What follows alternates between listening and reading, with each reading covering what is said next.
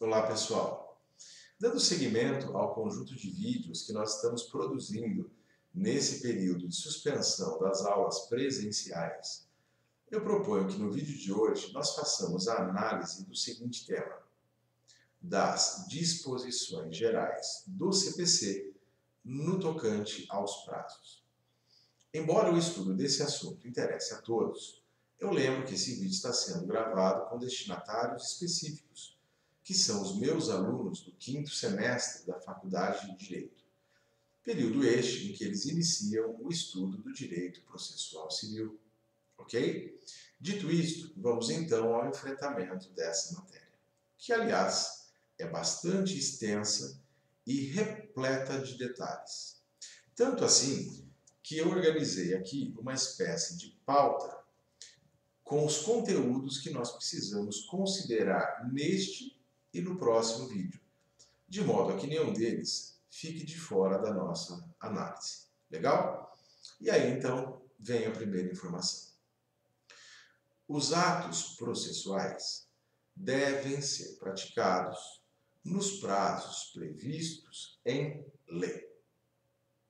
Portanto, é a legislação que, em regra, vai definir os prazos para a prática de cada ato do processo.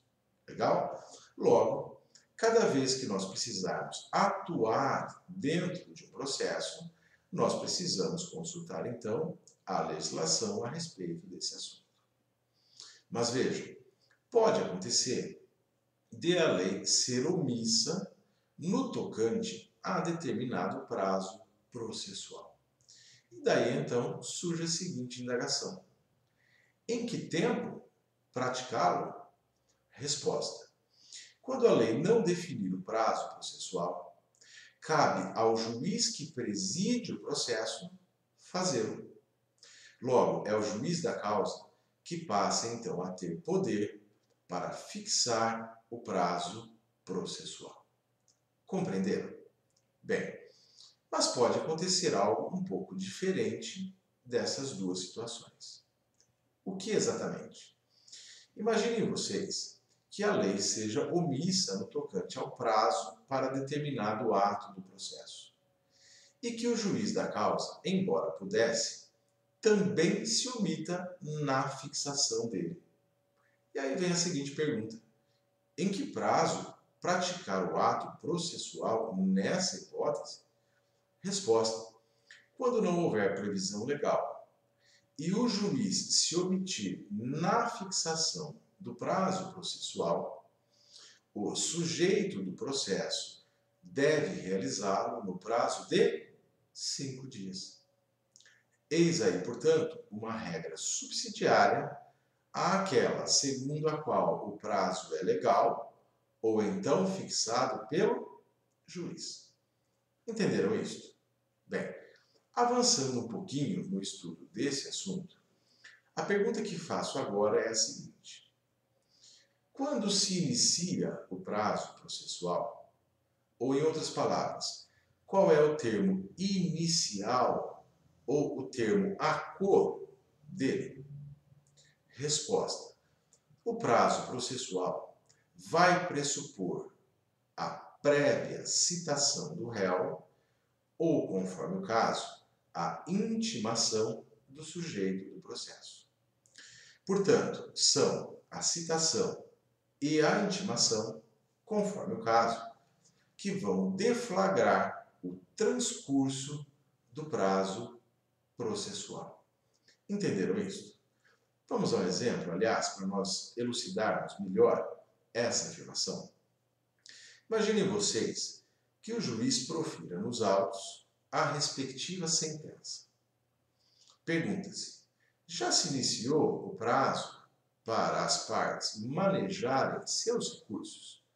Resposta negativa. Afinal, ainda não se deu a intimação sobre aquele pronunciamento jurisdicional passível de recurso. Com a intimação delas, aí sim, terá início o prazo para a interposição dos recursos apropriados. Legal? Bem, mas o Código de Processo Civil inovou em parte a disciplina dessa matéria, estabelecendo o seguinte: é considerado tempestivo o ato processual praticado antes do início do respectivo prazo. Aliás, esta previsão do Código acabou subvertendo ou contrariando uma jurisprudência dominante, inclusive no STJ, que se formou ao tempo do Código de Processo Civil de 1973. Naquele período, inclusive o STJ entendia de maneira dominante que o ato processual praticado antes do início do respectivo prazo era intempestivo. Mas o novo CPC, contrariando a referida jurisprudência, considera que é tempestivo, sim, o ato do processo que for realizado antes que se tenha início o respectivo prazo. Aliás, vamos usar um exemplo parecido com o anterior para vocês entenderem este assunto. Imagine então que o juiz profira nos autos a sua sentença, mas que as partes não tenham sido ainda intimadas. Pergunto: elas podem, desde logo, manejar recursos contra esse pronunciamento jurisdicional? Resposta positiva. Antes mesmo de serem intimadas, elas já podem interpor recurso, pois o CPC considera esse ato processual tempestivo. Entenderam isso? Muito bom.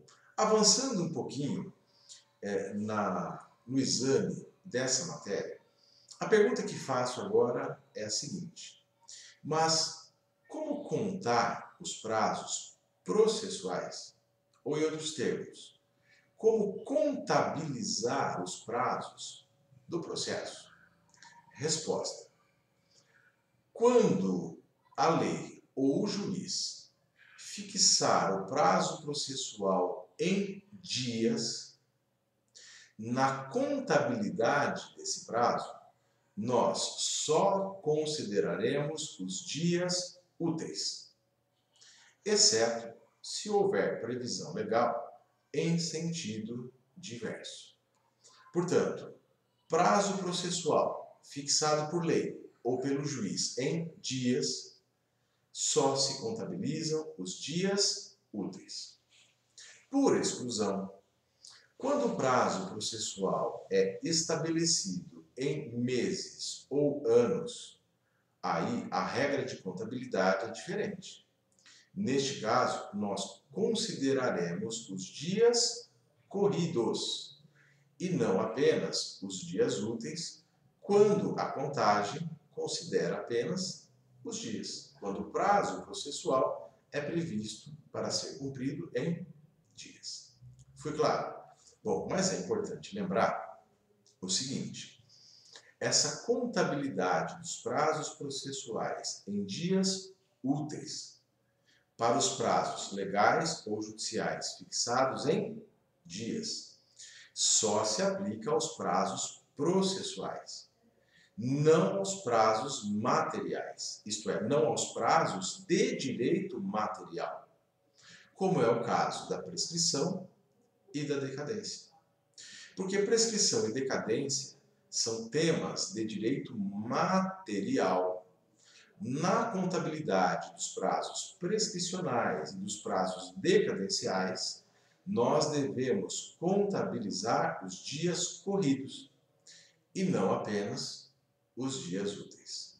Legal? Bem, o que nós precisamos recordar agora é uma causa de suspensão dos prazos processuais criada pelo Código de 2015, que estabelece o seguinte: os prazos processuais ficarão suspensos de 20 de dezembro a 20 de janeiro, inclusive.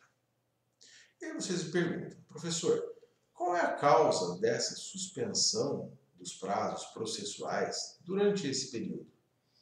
Ora, essa causa de suspensão foi criada em consideração aos advogados. para que nesse período eles pudessem legitimamente desfrutar de algum descanso pelo exercício de sua atividade profissional durante o ano inteiro. Daí porque parte da nossa literatura denomina férias advocatícias o período que eu mencionei. Entenderam? Bem, mas o que é que nós precisamos apontar aqui? Esse período de 20 de dezembro a 20 de janeiro, destinado às férias advocatícias, é de suspensão dos prazos processuais, não de interrupção deles. E como vocês bem sabem, há diferença entre suspender prazo e interrompê-lo. Mas vamos lembrar essa diferença? Quando um prazo processual é suspenso, superada a causa de sua suspensão, ele volta a contar do dia em que parou. De modo que nós devemos contabilizar apenas os dias restantes para o seu término. Diferentemente, é a hipótese de interrupção do prazo processual. Porque, superada a causa de interrupção, o prazo para a prática do ato processual é recontado desde o início. Portanto, começa a fluir novamente. Nas superadas as férias advocatícias, os prazos processuais que estavam em curso e que foram suspensos voltarão a correr dos dias em que eles foram paralisados, de modo que nós só contabilizaremos os dias que restam para concluí-lo. Legal? Bem, embora o mencionado período sirva às férias advocatícias, nós precisamos lembrar que o Código impõe que exista atividade forense, atividade processual, pelos juízes, pelos advogados públicos, pela Defensoria Pública, pelo Ministério Público e pelos serventuários da Justiça, exceto por motivo de férias individuais ou nos dias que forem considerados feriados. Portanto, não é porque se suspenderam ou foram suspensos os prazos processuais que esses profissionais vão deixar de trabalhar. Não, eles continuam executando as suas atribuições mesmo durante o período de férias advocatícias. Entenderam isso? Bem, o que mais o CPC prevê a respeito desse período? De 20 de dezembro a 20 de janeiro, inclusive, não serão realizadas audiências nem sessões de julgamento. Fui claro? Bem, para este primeiro vídeo, eram essas as informações que eu gostaria de transmitir a vocês. Mas, evidentemente, nós não esgotamos ainda o estudo dessa matéria, isto é, das disposições gerais do CPC no tocante aos prazos. Daí porque, em alguns minutos, eu vou postar um segundo vídeo para que a gente dê seguimento à análise dessa tão importante matéria. Aguarde lá e fique conosco. Obrigado.